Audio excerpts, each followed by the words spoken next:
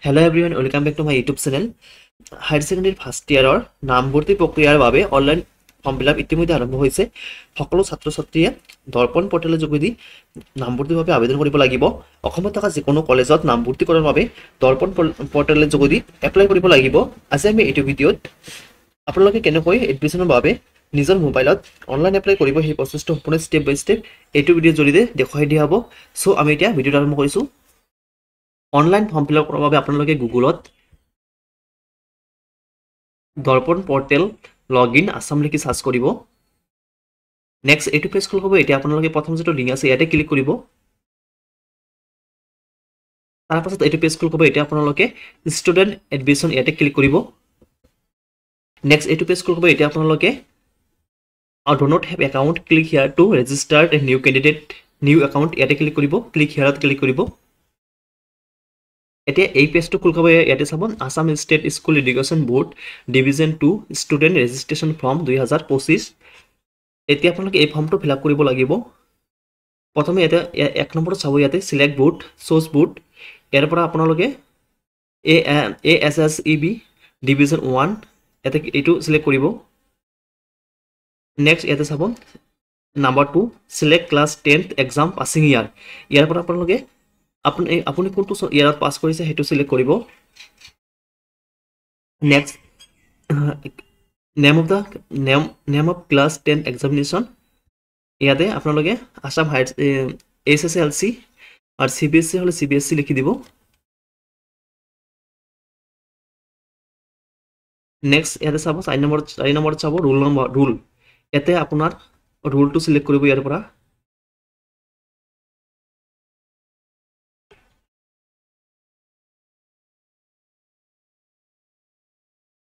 তাৰ পিছত আপোনালোকে ইয়াতে 4B চাব নাম্বাৰটো আপোনাৰ ৰুল নাম্বাৰটো দিব।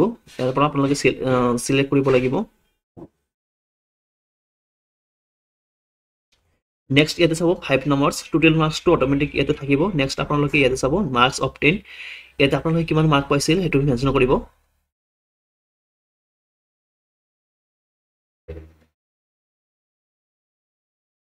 নেক্সট ইয়াতে 7 নম্বৰত percentage of marks secured in class 10 board examination ইয়াতে পার্সেন্টেজটো অটোমেটিক আহি যাব। নেক্সট ইয়াতে চাব use your full names as per class 10 certificate. তো আপনার সার্টিফিকেট মতে ক্লাস 10 এর সার্টিফিকেট মতে ইয়াতে আপনার নামটো লিখিব। নেক্সট ইয়াতে চাব date of birth as per class 10 certificate ইয়াতে আপনার ডেট অফ বার্থটো দিব লাগিব। লিখিলে হ'ব বা ক্যালেন্ডাৰৰ পৰা চুজ কৰিলে হ'ব। আপোনালোকে ইয়াতে 25ত ক্লিক কৰিব 2025ত ক্লিক কৰিব। নেক্সট ইয়াতে ইফালে ক্লিক কৰিব।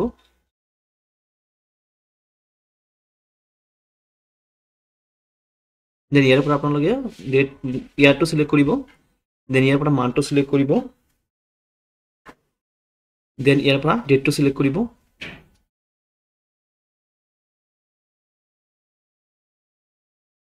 নেক্সট ইয়াতে চাব মাদাৰ্স নেম তো ইয়াতে আপনাৰ মাকৰ নামটো লিখি দিব। নেক্সট ইয়াতে চাব ফাদাৰ্স নেম ইয়াতে আপনাৰ দেউতাৰ নামটো লিখি দিব। নেক্সট ইয়াতে চাব গাৰ্জেন্স নেম ইয়াতে আপনাৰ গাৰ্জেন নেমটো গাৰ্জেনৰ নেমটো লিখি দিব। তাৰ পাছত ইয়াতে আপনাৰ ইমেইল এড্ৰেছটো ইমেইল আইডিটো দিব পাৰে। এইটো অপশনাল হয় নিদিলেও হ'ব। তাৰ পাছত ইয়াতে 10 ডিজিট মোবাইল নাম্বাৰ এইটো কম্পালসৰি দিব লাগিব। এডমিশনৰ update will be send by SMS to this number। তো এই নম্বৰত আপোনালোকে কোনটো স্কুলত কলেজত এডমিশন হ'ব হেতু জনাই দিয়া হ'ব। তো তাৰ পাছত আপোনালোকে গেট OTP ক্লিক কৰিব। নেক্সট আপোনালোকে ইয়াতে OTP টো বহুৱাই দিব। OTP টো লিখি দিব।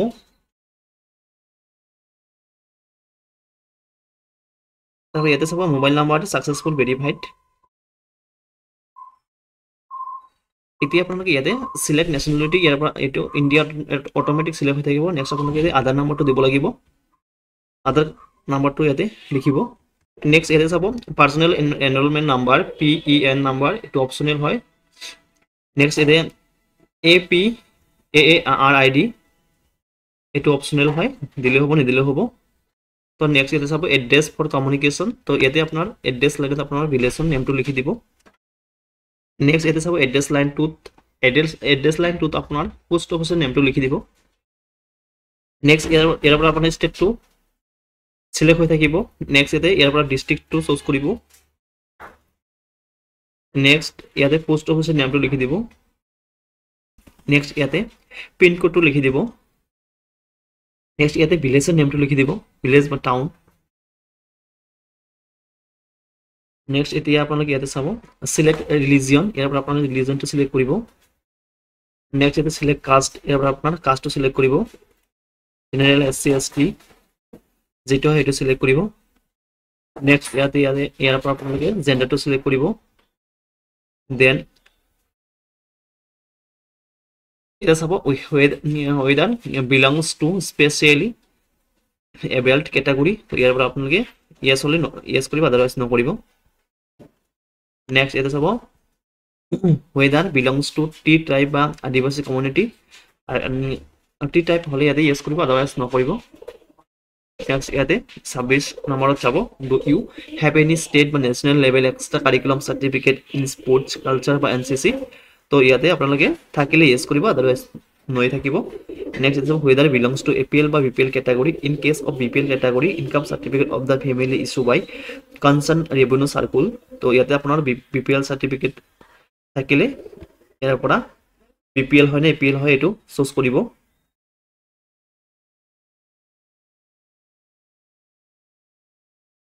BPL certificate থাকিলে আপোনালোকৰ সাৰ্কেল অফিচৰ পৰা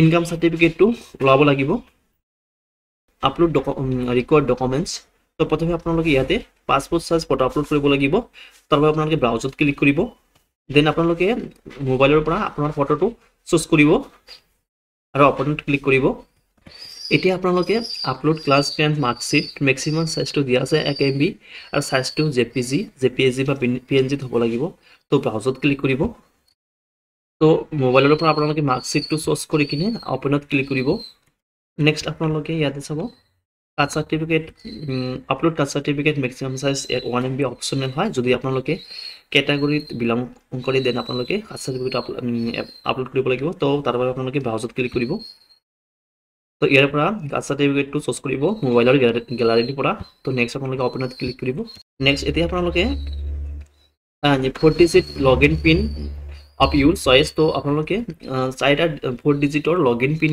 মানে পাসওয়াৰ্ড এটা বনাব লাগিব তো আপোনালোকৰ এটো ডেট অফ বাৰ্থ হ'ব পাৰে বা যিকোনো নম্বৰ হ'ব পাৰে তাৰ পিছত পিনটো কনফাৰ্ম কৰিব লাগিব আকৌ লিখিব ইয়াতে নেক্সট এতিয়া আপোনালোকে ইয়াতে চাব ডিক্লাৰেচন ইয়াতে আপোনালোকে চেক মাৰ্ক কৰি দিব নেক্সট আপোনালোকে এতিয়া গোটেইখিনি ডিটেইলছ এবাৰ ভালকে চাব সোৱাৰ পিছত যদি সবে সকলোবিলাক ঠিকই আছে দেন আপোনালোকে প্ৰসিড টু নেক্সট ইয়াতে ক্লিক কৰিব নেক্সট এতিয়া কনফাৰ্মেশন পেজ খুলিব এটো আপোনালোকৰ গোটেই ডিটেইলছখিনি এবাৰ শো কৰিব তো আপোনালোকে নিজৰ ডিটেইলছখিনি আকৌ এবাৰ ভালকে চাব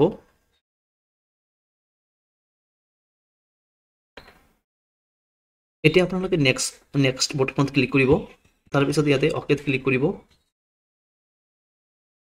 নেক্সট এটো পেজ খুলিব এতিয়া আপোনালোকে এপ্লাই কৰিব লাগিব আপোনালোকে কোনটো কলেজত এপ্লাই কৰিব খুজে তো আপোনালোকে ইয়াতে ফিল্টাৰ কলেজ ইয়াত ক্লিক কৰিব দেন ইয়াৰ পৰা আপোনালোকে ডিস্ট্ৰিক্টটো চুজ কৰিব কোনটো ডিস্ট্ৰিক্টত আপুনি এপ্লাই কৰিব সেই কলেজটো কোনটো ডিস্ট্ৰিক্টত আছে তাৰপাছত মই ইয়াতে বৰপেটা সিলেক্ট কৰিছো নেক্সট ইয়াতে স্ট্ৰীমটো সিলেক্ট কৰিব তো আৰ্টছত commerce science commerce and science তো আপুনি যেটো স্ট্ৰীমত নাম লগাব এডমিশন ল'ব সেইটো স্ট্ৰীম সিলেক্ট কৰিব তাৰপাছত মই ইয়াতে সায়েন্স সিলেক্ট কৰিছো তাৰপিছত আপোনালোকে ফিল্টাৰত ক্লিক কৰিব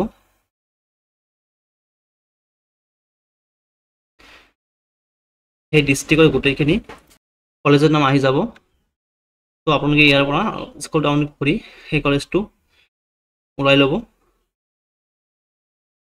ইয়াতে মই BS কলেজ হাউৰিৰ এপ্লাই কৰি দেখুৱাই দি আছো তো আপোনালোকে ইয়াতে প্ৰসপেক্টাস ডাউনলোড কৰিব পাৰিব তো এপ্লাই তাৰপিছত আপোনালোকে এপ্লাই বটনত ক্লিক কৰিব নেক্সট এটো পেজ খুলিব এতিয়া আপোনালোকে apply for art stream apply for science stream apply in commerce streams তো ইয়াৰ পৰা আপোনালোকে যিকোনো এটা যেটো এপ্লাই কৰিব হেটোত ক্লিক কৰিব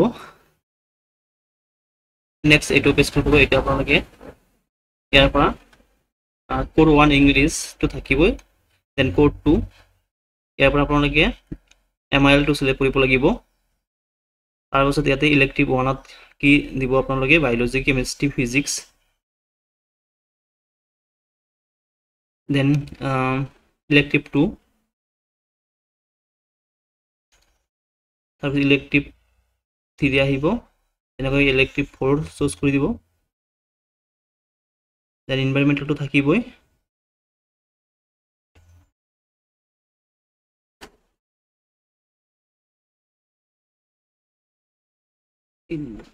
তাৰপিছত আপোনালোকে ইয়াতে সিলেক্ট মিডিয়ামৰ পৰা আপোনালোকে মিডিয়ামটো সিলেক্ট কৰিব ইংলিছ নে আছামিজ নেক্সট আপোনালোকে এপ্লাই ফৰ এডমিশ্যনত ক্লিক কৰিব নেক্সট এইটো পেজ খোলাব তো ইউ হেভ এপ্লাই সাকসেসফুলি আৰু ইয়াৰ নাম্বাৰটো থাকিব thank you so much for watching তো আপোনালোকে এনেকৈ 5খন কলেজত এপ্লাই কৰিব পাৰিব